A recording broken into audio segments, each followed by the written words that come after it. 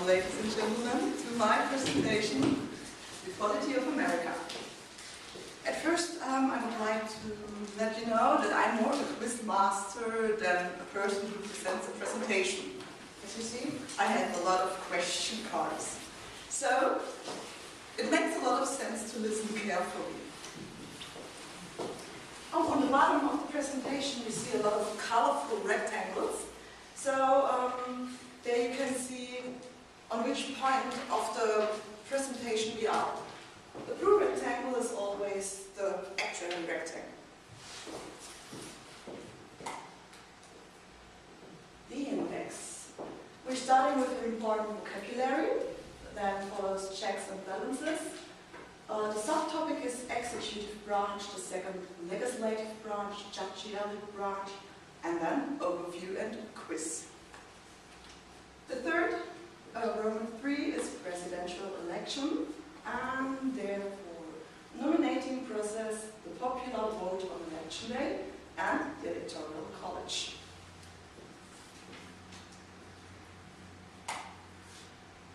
Yeah, I have a lot of sheets which you can put in your folder or not, a lot of handouts.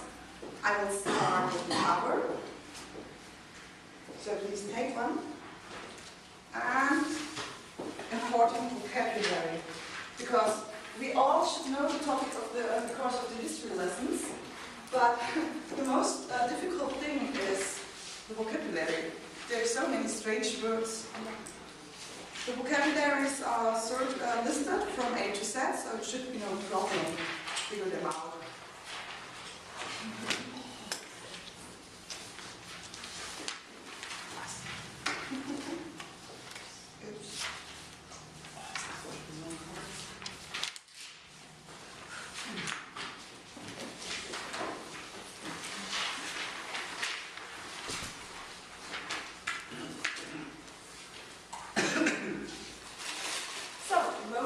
Checks and balances. As we all know, America, as the American colonists, won the Revolutionary War against the British Empire in 1783. And afterwards, the colonists of North America found the United States of America. And therefore, they met in Philadelphia for the Constitutional Convention. So to figure out the Constitution. Polity and the system.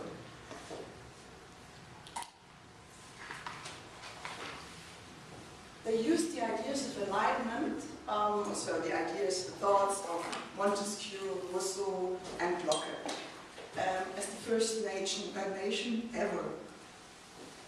The ideas of enlightenment, for example, are segregation of state and church, sovereignty of the people, human rights, and my topic, checks and balances.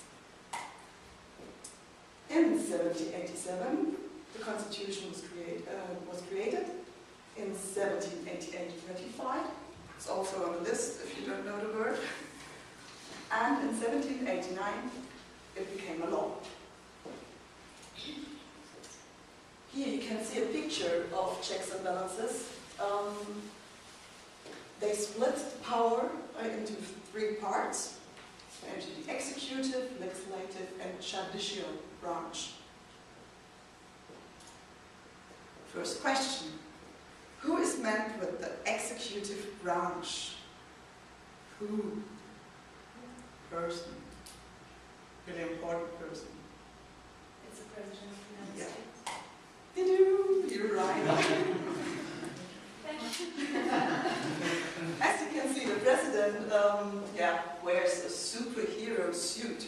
That's because he's the most important and the most powerful person in America and the whole States. Here you can see, he's the head of executive, so he nominates his own ministers. He's the head of state, he's the commander-in-chief, so the commander of the militaries.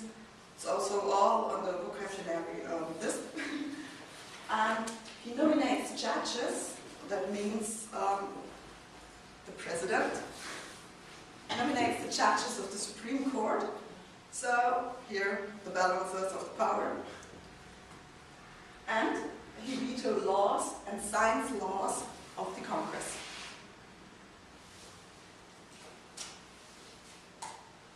There's just a couple of actions you can do. It's not his whole power, but it would be too much to figure out all. He has a 4-year term. Remember that later, please.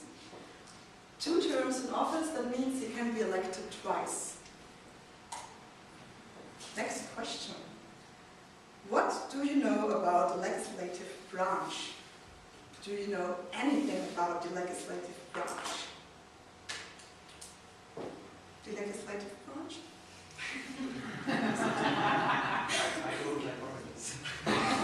Oh, excuse me, next one, I use the Apple, okay. So much I use. Judges. No. The judicial system.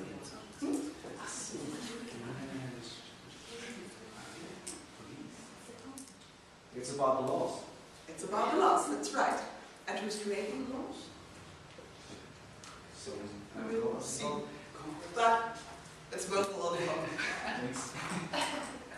So, the legislative branch is the Congress. And the Congress is split in 2 houses, in the Senate and the House of Representatives.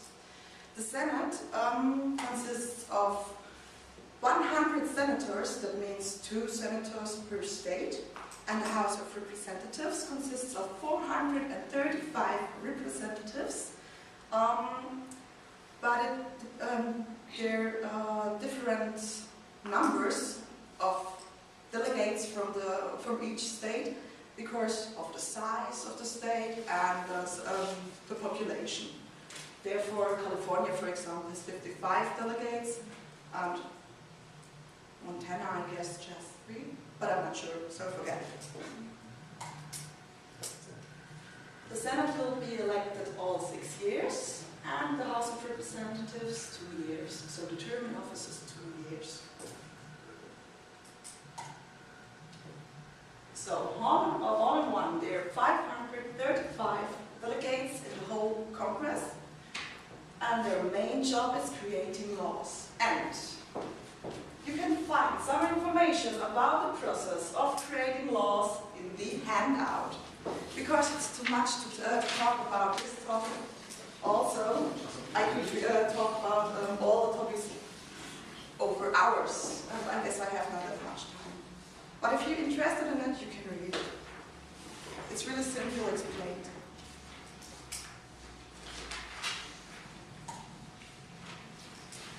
But what you should know, the legislative branch can pass all laws without the president.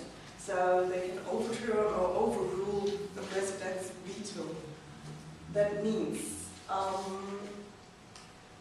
again, we have the balance of power. Here's the Congress, he's creating laws, and the president is the person who signs the laws. Without a signature, no law. Except they have a 2/3 majority in the whole Congress. That means all senators and all representatives, there must be 2/3 of them who say, yes, we want to have the law. And therefore, they do not need the okay of the president.